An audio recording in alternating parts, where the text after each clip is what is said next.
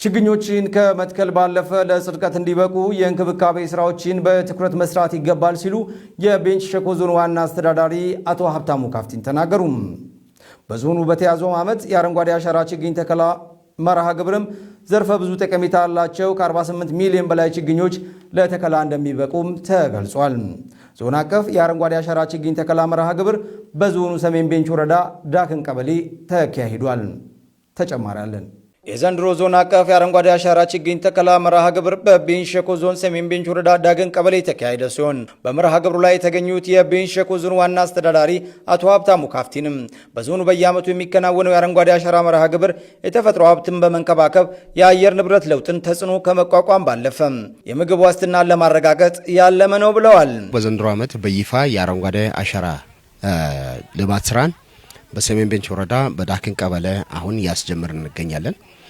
እንደ ዞን በ2018 በጀት ዓመት አጠቃላይ እቅዳችን 48.5 ሚሊዮን አካባቢ እቅድ አለን። ከዛ ውስጥ አሁን በዚህ ክረምት 23 ሚሊዮን እና ከዛ በላይ ችግኝ እንተክላለን ብለን አቅደን እየሰራን እንገኛለን።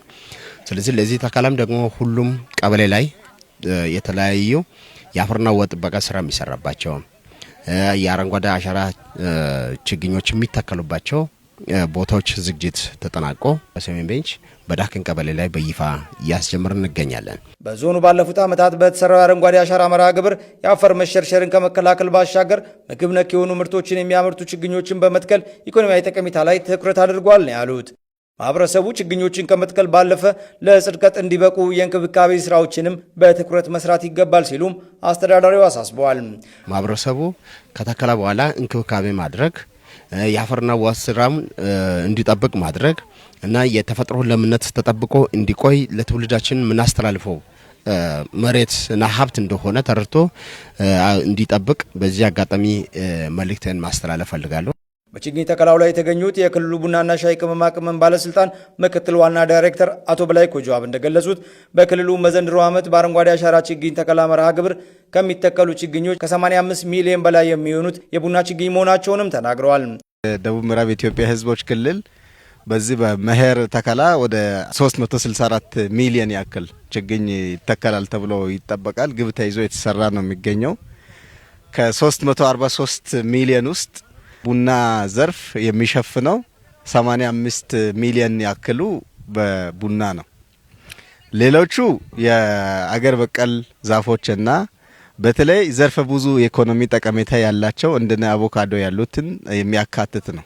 የዞን ግብርናና አካባቢ ጥበቃ ህብረት ስራ ልማት መምሪያ ኃላፊው አቶ ሳሙኤል አሰፋ በበኩላቸው በዞኑ በዘንድሮ ዓመት የአረንጓዴ አሻራ ችግኝ ተከላ መርሃ ግብር የተለያየ ጠቀሜታ ያላቸው ከ48 ሚሊዮን በላይ ችግኞች ለተከላ እንደሚበቁም ተናግረዋል።